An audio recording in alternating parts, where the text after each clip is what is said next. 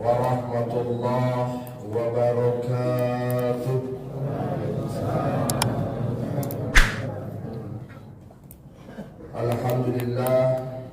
Alhamdulillahi rabbil alamin. Wassalatu wassalamu ala asyrafil anbiya'i wal mursalin wa ala alihi wa sahbihi ajma'in, amma ba'd. Faqad qala Allah ta'ala fi kitabil 'azim, a'udzu billahi minasy syaithanir rajim. Bismillahirrahmanirrahim. Inna as-salata kanat 'alal mu'minina kitaban mawquta. Wa qala aidan fawailul lil musallin alladzina hum 'an salatihim sahun. Shadaqallahu al-'azim wa la haula wa la quwwata illa billahil 'aliyyil 'azim. Ma'asyiral muslim, jamaah Isya, jamaah Tarawih yang insyaallah kita sekalian dirahmati Allah Subhanahu wa taala. Terima kasih kepada Anda yang telah memberikan saya amanah. Judulnya luar biasa beratnya. Salat orang-orang yang tidak diterima salatnya. Masya Allah, mengerikannya. Tapi itulah yang harus kita bahas. Dalam mukaddimah saya telah membacakan Quran surah An-Nisa ayat 103. Inna sholata kanat 'alal mu'minina kitaban mawquta. Telah diperintahkan kepada kita sekalian melaksanakan sholat wajib 5 kali sehari semalam. Jadi telah ditentukan waktunya. Subuh, zuhur, asar, maghrib, isya. Dari kelima sholat itu tidak boleh digabung, tidak boleh dicampur. Wah, saya sibuk sekali hari ini, saya gabung saja deh, sholat subuh langsung subuh lagi. Tidak bisa. Alhamdulillah kalau kita sudah melakukan 5 kali. Tetapi pada Quran surah Al-Ma'un kita dijelaskan bahwa fawailul lil musallin alladzina hum an salatihim sahun. Jamaah dimuliakan Allah, ternyata sungguh celakalah orang-orang yang melakukan sholat. Jadi pasal paling ini dia mungkin celaka.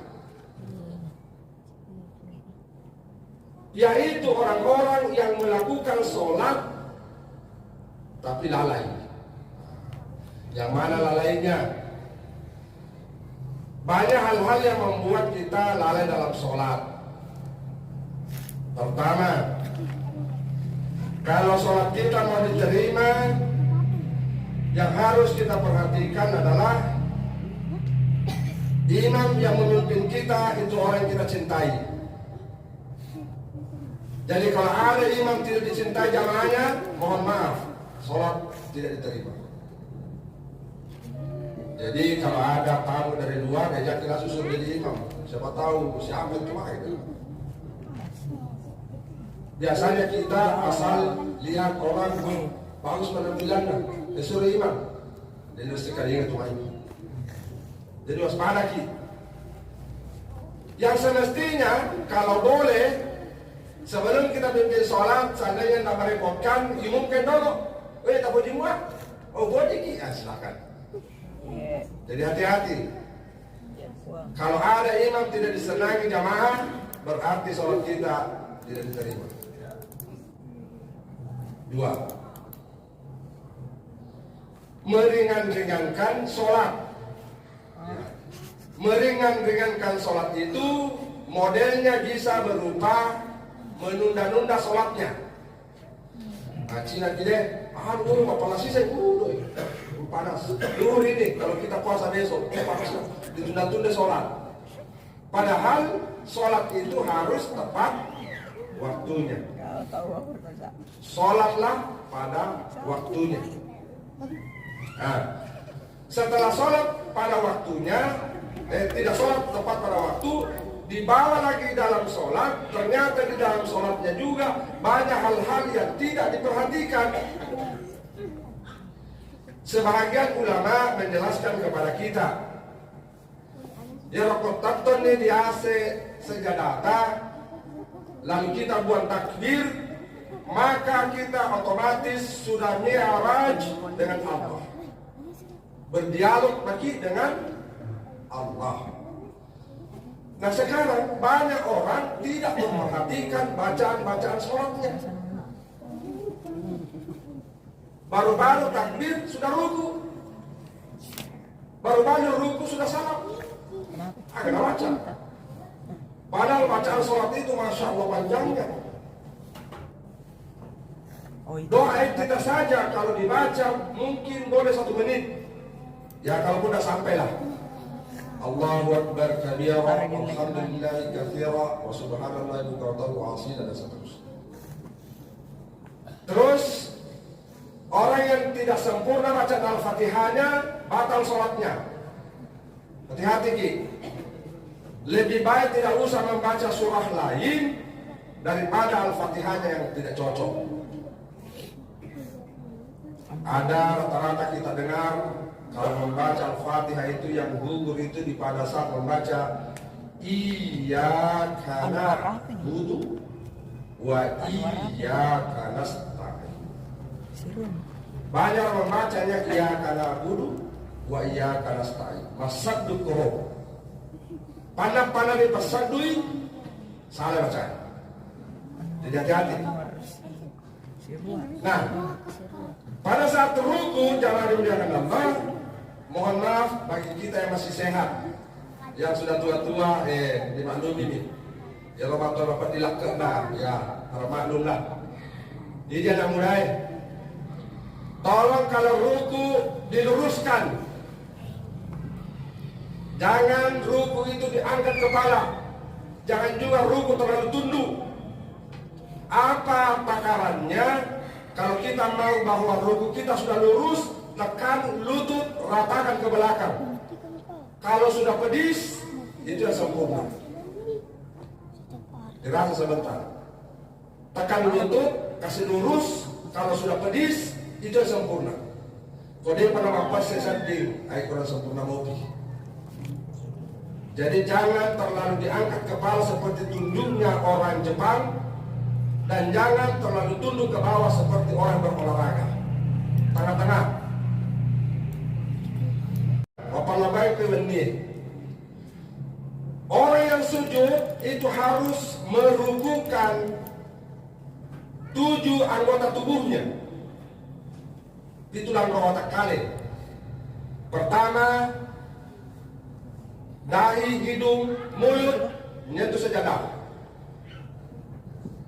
Kapan ditongkangi, batal. Tahu ditongkang? Dan di ujung Illinois. Yang semestinya rata, dicium sajadah 1 bagian muka. Jadi kalau kita sholat pada ini kepala ditongkang begini, salah bos. Saya tidak menentukan bahwa batanya sholat bagaimana, tapi itulah syariat yang menyampaikan kepada kita. 1. Yang kedua, lengan itu ditekan rata, kemudian siku tidak boleh nyentuh di bawah. Pada nak aswi, anjing. Jadi sujud itu diangkat. Nah, jadi jangan menyentuh sujud begini. Apa istilahnya? Ini menyentuh sajadah, enggak boleh. Apalagi 2 siku, 2 tangan, 2 kaki. Kaki itu jangan dimuliakan Allah. Nakoma disimboy ajewe, sehat jiwa afiat, tidak ada rematiknya. Itu kalau sujud ditekan ke belakang supaya kaki menghadap ke kiblat. Ya, jadi begini. Jadi tidak ada ditapali begini. Banyak orang sholat tapali begini kakinya. Nah, pompang ini nah. Nah, palingan iba, palingan iba. Pada saat duduk di antara 2 sujud, usahakanlah berdiri kaki begini. Kata kita lah pompang 42 ini. topan begini. Ya pas topo, waspada ki. Jangan ki bila yang penting bersama aja nggak. Salah itu prinsip yang pakai itu. Yang penting bersama aja nggak. Lo semua pengalat Ta'ala, macamnya pengalat Ta'ala, kita pengalat Ta'ala, tapi lo sekolah hama kiri, ia meringan-ringankan sholatnya. Macam itu, gupai makai pura-pura sempadan. Jadi tolong diperhatikan kakinya, apalagi kaki diangkat. Engkau tahu sujud biasa nak kajiannya.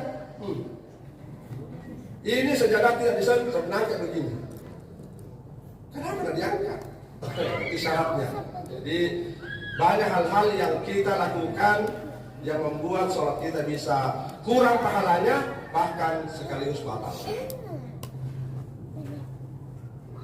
Jamaah dimuliakan Allah, yang berikutnya adalah ketiga, tidak diterima sholatnya orang yang durhaka kepada kedua orang tuanya.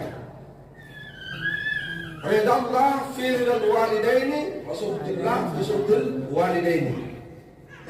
Gembiranya Allah ada pada gembiranya kedua orang tua, dan murkanya Allah ada pada murkanya kedua orang tua. Jadi kalau kita mau mendapatkan ridhonya Allah, kalau orang tua kita masih diberi kesempatan hidup, maka berbaktilah kepada kedua orang tua. Orang tua itu Bapak Ibu tidak pernah minta apa-apa sama kita. Waktu anak setingginya dia pernah kata kurangnya, Bapak aku makan di Mursalin. Dia biasa doi enak, pura pas psikolog, pura pak putih, pura liang motor, paling mana kan? Tidak pernah. Justru orang tua itu biasa merasa tersinggung kalau kita kasih uang. Begitu cintanya orang tua kepada kita, kenapa kita balas dengan murka kepadanya? Termasuk murka orang tua itu zaman ini akan Allah kalau dalam satu saat tidak pernah kita bertemu dengannya. Mobilnya Ustaz, ini pada atau pegang kita ribu itu dikasih video call bapak gue. Bapak, ada sisi moki, ada sisi semua cok. Itu teman-teman. Ada sisi moki bapak, iya cok, ada sisi semua. Masalah sisi dari begitu saja. Karena kita orang sibuk.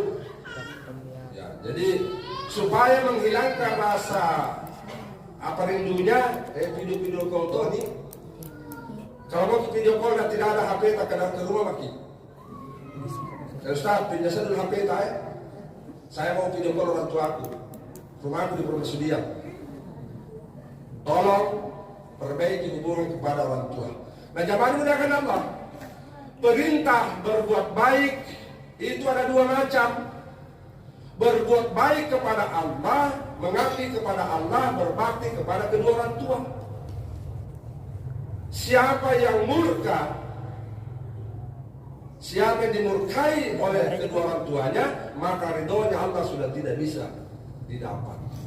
Jamaah muliakan Allah, bukankah kita sholat itu mau merindukan surganya Allah? Bukankah kita beribadah sunnah merindukan ridhonya Allah? Tetapi apalah daya kita kalau kita sudah sholat tapi tidak baik kepada orang tua. Allah mengatakan, jangankan kamu masuk ke dalam surga, mencium saja aroma surga, kamu diharamkan masuk. Jadi waspada kita. Betul-betul kita harus menjaga hubungan silaturahim sehingga sholat kita diterima oleh Allah. Berikutnya, kalau sholat kita mau diterima, jangan pernah memakan makanan riba atau makanan haram. Nah ini kita utama orang paradenya halal ilalat nah 40 hari 40 malam ibadahnya ditolak oleh Allah. 40 hari Pak Ibu. Jadi kalau satu Ramadan kemarin kita makan barang curian sampai melepuk tahu dia pada lepuk. Artinya amalia Ramadan tidak ada apa-apanya, orang sudah masuk Syawal. 10 hari kemudian kita Syawal lagi, masih belum didapat. dari hasil perbuatan kita sendiri merusak diri dan ibadah karena memakan makanan riba dan haram. Mana contohnya makanan riba? Mungkin saya sudah sampaikan di sini beberapa tahun yang lalu. Itu contoh saja. Saya pernah beli bawang merah di pasar. Tidak usah sebut pasar apa. Ternyata penjualnya itu curang. Liternya itu diganjal sama dos. Liternya diganjal dos. Jadi waktunya ditumpah, ikut dosnya keluar. Bilang ke apa ini bu? Apa ini? Jadi saya bertanya juga, ibu muslim, asal muslim nggak? Mau masuk surga atau neraka? Maka dia harus dia kata, Pak, mau beli bawang atau surga neraka? Coba. Begitu jengkelnya, saya bilang, ibu muslim, mau surga atau neraka? Mater bapak ada yang tahu gua, bawa si liter ina bali na ngapa surga akhir cerita. Zaman dimuliakan Allah. Setelah itu saya sampaikan, ibu jangan marah. Ini namanya ibu curang dalam berjual. Kalau hasilnya dari ini tidak halal itu ribanya. Kalau ini dimakan berarti mohon maaf. Dia tidak percaya bahwa saya ustaz karena saya ke pasar waktu itu preman ya. Pulang dari Jumat, siapa lagi beli bawang dengan orang yang sama. Waktunya dia ada liternya, kubongkar ki. Bu, mohon maaf, saya mau cari bawang yang besar-besar. Nah karena sedikit itu berbeda pak, karena pasar nih. Yang kedua saya pernah bilang begini, bu saya itu pernah dibodoh-bodohi penjual. Tidak cukup, takarannya dia bilang cukup. Dia bilang, wah kalau saya itu pak penjual jujur. Lalu aku naik kawan balik-balik ya. Cuma kau tidak tahu siapa saya. Nah, jadi saya kasih tahu nih, ibu, pernah ada orang beli bawang, surga neraka ada cerita. Lah kata iya pak, kurang ajar orang udah tahu pak. Nah karena bawang tidak beli, kenapa surga neraka ada cerita?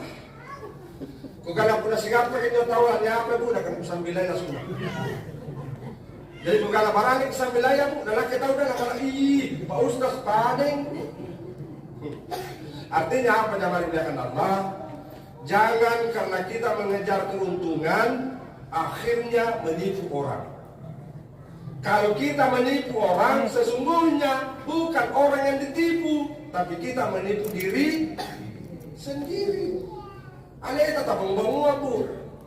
Nah, yang kedua lagi ada kisah, tapi panjang ini kisah. Tapi sepotong saya ambil. Ada seseorang yang sudah melakukan ibadah haji di Makkah. Namanya Ibrahim bin Adham. Waktu mau ke Madinah, mau ke Palestina, sehingga dulu di pasar beli kurma.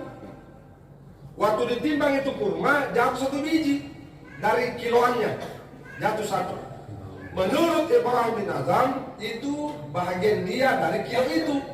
Dan si batu. Mater nanre. Itu nak orang yang punara. Menurut dia, bahagian dari liter itu kan, dari kilo itu. Jatuh saat makan. Sampai di Palestina, dia sholat sunnah, turun malaikat, maka dia ini ke orang yang selalu dikabulkan doanya. Maka dia malaikat sini dulu, sekarang tidak nih. Kenapa? Dia berusaha ibadahnya karena pernah makan 1 biji kurma. 1 biji kurma bu, Pak. 1 biji kurma. Pertanyaannya, bagaimana kalau setiap kali kita menipu orang makan 10 biji kurma? 1 biji saja sudah tidak boleh. Apalagi kalau menipu orang lalu dibelikan kurma dapat 1 kilo. Jadi bunda saya muliakan, hati-hati gitu. Jangan karena mau menang sendiri akhirnya menipu orang dalam berdagang. Ya. Berikutnya, orang yang tidak diterima sholatnya adalah orang yang ujub. Ujub itu artinya selalu membanggakan diri. Ini orangnya. Karena tidak akan menjuk. Seandainya saya tidak begitu. Saya begitu. Pokoknya membanggakan diri. Orang begini, sholatnya, mohon maaf, maborolak beli. Ya. Sampai-sampai pernah itu ada kejadian, imam ditegur langsung. Maka dia tidak begitu caranya bacaan sholatnya. Sekalian dia disuruh, Qul ya ayyuhal kafirun. Ini terjadi betul ini di dalam Perumnas ini. Disuruh membaca surah Qul ya ayyuhal kafirun, dia naruntui cepat. Padahal dia mengatakan Qul ya ayyuhal kafirun lagi. Sekalinya yang imam tadi dendam. Tidak boleh imam, Ustaz termasuk saya, Ustaz jangan imam, suruh dia. Kenapa? Pokoknya tenang lagi. Nah suruh Qul ya ayyuhal kafirun untuk baca. Sekalinya dia dah untuk baca. Bayangkan Pak, ini orang ujuk. Itu bilang dirinya kalau dia punya keputusan. Sampai-sampai golongan dia tidak masuk dalam golongan orang lain. Bahaya, ini bahayanya. Terlalu pintar, macam ini. Wah, muatan. Berikutnya, ria. Ria, nah itu sana. Ria itu mau dikata. Ia pada masa sempadan khusyuk, nak diolor pimpinannya. Ia pada makanya sempadan nak diolor batuannya. Itu bila bagus sholatnya ke depan pacarnya. Bagusnya sholat Allah. Kalau sedih artinya sesuatu yang dia lakukan itu tidak menurut dia bernilai kalau manusia yang nilai. Contoh lagi lah, saya kasih contoh satu. Ini AC, misal ini AC. Ini AC dia menyumbang. Misal, maaf ini hanya ilustrasi saja. Atau ini saja dalam. Ini baru datang dari umroh. Nih dari umroh ini masih mau makan. Tadi maghrib saya dapat. Ini kalau ada orang yang misalnya naliai, tiba-tiba dia bilang, bagusnya surbannya itu Pak Ustaz. Dari Makkah itu. Bila bertanya, kenapa lu tahu? Aku tahu ya. Kau tidak pakai surban begitu, Ustaz, kalau bukan saya kasih. Coba. Itu artinya ria. Nanti masanya mana, nak korungkan kita. Penyakit besar ini. Penyakit lumpuh.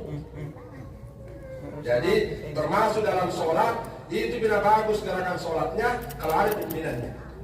Itu bila bagus sholatnya kalau ada pamungnya. Jadi hati-hati. Innamal a'malu binniyat. Masabaya karena lillahi ta'ala. Jangan karena siapa-siapa.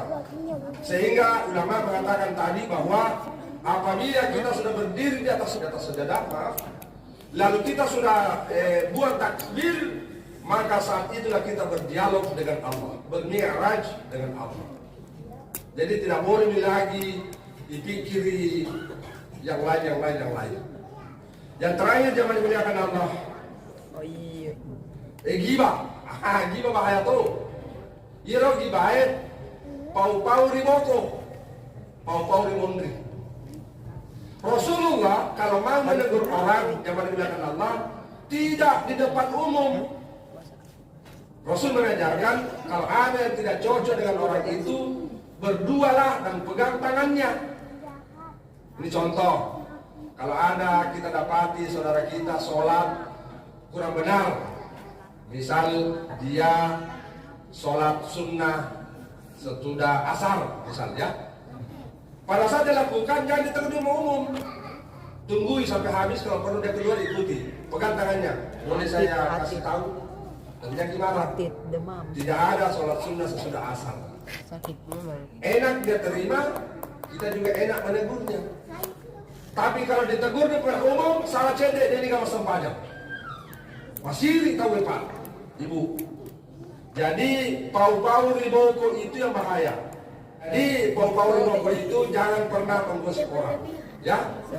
Demi kesempurnaan ibadah sholat kita. Masalah lebih hadir. Apa yang saya sampaikan kalau benar, insya Allah sama-sama kita lakukan.